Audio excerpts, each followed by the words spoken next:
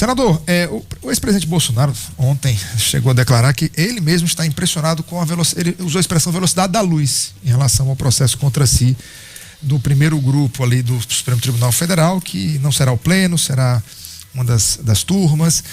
Qual é a sua opinião sobre esse julgamento? Porque mesmo aqueles que não são bolsonaristas, enfim, pessoas que até declararam votos até na esquerda recentemente, acham um julgamento muito célere, muito rápido. Há fontes que dão conta de que em dezembro o presidente Bolsonaro será julgado, será condenado, e já se fala até na prisão em janeiro do ano que vem. O que o Senado, o que o senhor como líder da oposição pode fazer em relação a isso, visto que é um julgamento diferenciado de tantos outros que a gente viu na história recente do Poder Judiciário brasileiro? Eu acho que a comparação que tem que ser feita é, por exemplo, com o Mensalão, que foi um crime de corrupção atroz que aconteceu aqui no nosso país, onde o PT literalmente, e foi comprovado, né, cooptou deputados em troca de dinheiro, né, para terem um apoio parlamentar.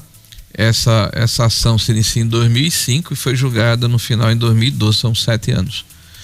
Enquanto que essa denúncia sem crime, né? Porque é uma versão que não pegou em canto nenhum, uma narrativa completamente sem sentido, né? Que foi apresentada em novembro de 2024, está sendo julgado em março de 2025, 4 meses. A data As primeiras sessões ocorreram agora. Não é a primeira sessão, é o julgamento para saber se ele é réu. Sim, a primeira sessão não, é o julgamento mesmo, saber se ele é réu. Então, nós estamos vendo no Brasil o que eu chamo de jurisprudência de exceções. Uma ação inquisitorial, né, onde se quer tirar da vida pública alguém que incomoda o sistema. A gente falou de algumas coisas anteriormente, eu vou lembrar. Esse governo do PT voltou a aparelhar a máquina pública, a colocar paniguados, amigos, né, e agentes políticos sem nenhuma capacidade técnica em fundos de pensão, em empresas estatais, em bancos públicos, e o resultado está aí, né? O prejuízo, a perspectiva de que nós vamos repetir a mesma tragédia de anos anteriores. Então, o presidente Bolsonaro profissionalizou a gestão dessas empresas e deu lucro, né? Nós vimos um governo que aumentou de 23 ministérios para 39 ministérios. Eu vou desafiar aqui algum de vocês a me dizer o nome de 8 ou 9 desses ministros. É difícil a gente se lembrar de quem são esses ministros. São absolutamente irrelevantes, né? Como é esse governo do PT, né? Então nós tínhamos 23 ministérios. Então não havia troca-troca com partidos políticos em função de apoio parlamentar. Nós tínhamos um presidente da República, né, que se comportava talvez de uma maneira mais parecida com o povo brasileiro, uma pessoa mais rústica, mas em compensação era alguém que se comunicava diretamente com a população. E isso gerou muita reação dos órgãos de imprensa tradicionais do país, né, que se uniram até num consórcio, né, na época da pandemia, mas que trabalhava em uníssono contra o presidente da República. Então nós temos alguém que incomoda o sistema. E o que está sendo feito é uma ação inquisitorial. Primeiro, né, o juiz que está julgando o presidente da República, ele se diz vítima desse processo. Cadê a imparcialidade? Não houve o princípio do juiz natural. Chegou lá no STF, foi entregue ao senhor Alexandre de Moraes, é um sorteio, né? Nós não temos a questão da dupla jurisdição, porque o Lula foi julgado em primeira instância, né? Temer foi julgado em primeira instância, Dilma, quando teve processo, foi para a primeira instância, Collor foi para a primeira instância, porque só Bolsonaro está no Supremo Tribunal Federal, quando ele também não é presidente. Mudaram a forma como se utiliza o foro. A dupla jurisdição é um direito de cada cidadão brasileiro, de qualquer cidadão brasileiro. Nós assinamos um pacto, é o Pacto de São José das Costa Rica, que fala sobre direitos humanos e que preconiza uma dupla jurisdição. Então não apenas estamos no STF, não apenas estamos com um juiz que não tem nenhuma imparcialidade, fruto de uma delação que claramente houve uma pressão sobre o delator. O ministro do STF, inclusive, o Alexandre, ameaça claramente a esposa, a filha mais velha e o pai, se ele não mudar ou se ele não der a versão que ele acha que é adequada, o delator, né? E nós estamos diante de uma celeridade ímpar. E se mudou, inclusive, Luiz Henrique, no final de 2023, pasmem os senhores, o fato de que este julgamento deveria ser feito no pleno. Então, após o jogo iniciado, disse, não, vai ser numa Câmara. E a Câmara, quem é que está na Câmara? Flávio Dino, que já chamou o presidente Bolsonaro de serial killer, né?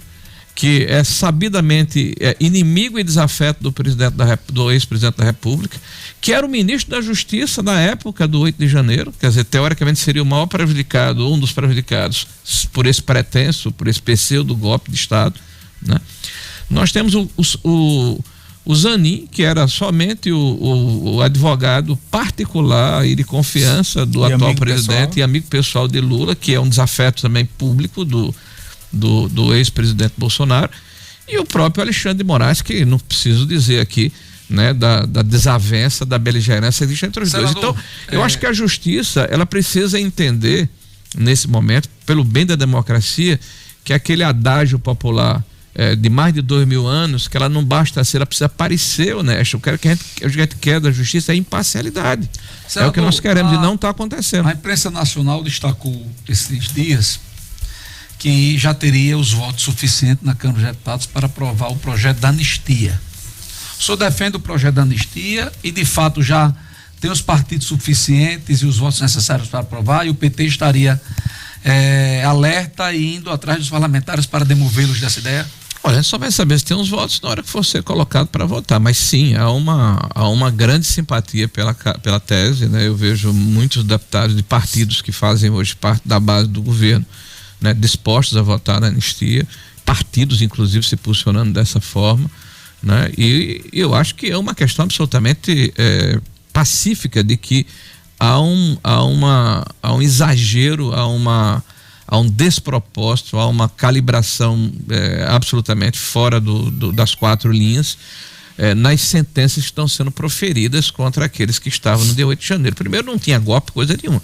Como é que se dá um golpe num domingo com o exército de Brancaleone, com senhoras, com crianças, com pessoas com dificuldade cognitiva, com moradores de rua, armados de bíblias, segundo o Ministério Público, de estilingues e ripas, né, para você colocar abaixo um governo num domingo de um país do tamanho do Brasil, é uma coisa inverossímil. Era uma turma desorganizada. Seria um crime, seria uma anistia, é um crime possível, que eles não cometeram. É um crime impossível. E essas pessoas foram presas de forma industrial, mais de 1.500. Na maior parte delas não houve individualização da culpa, os advogados reclamam que não tiveram acesso aos autos, né? E nós estamos vendo aí pessoas sendo julgadas e condenadas a 14, a 15, a 16, a 17 anos de prisão. Por exemplo, uma senhora que pintou de batom uma estátua, ou alguém que depredou um prédio público.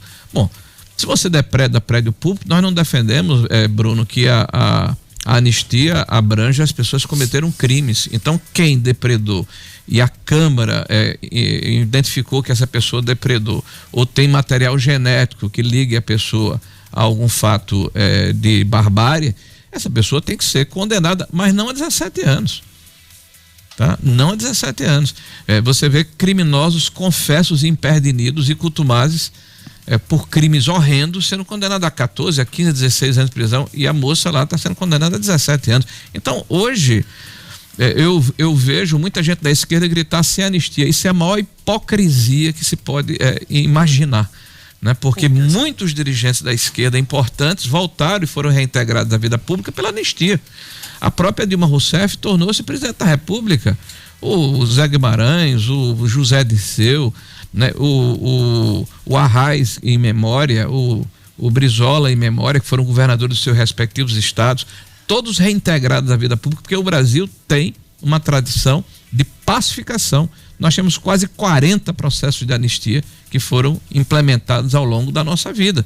Então, por que quando é contra um espectro diferente da ideologia, não se pode anistiar, inclusive por um crime impossível, para pacificar o país e as nossas diferenças serem resolvidas no campo ideal, que é o campo e o céu?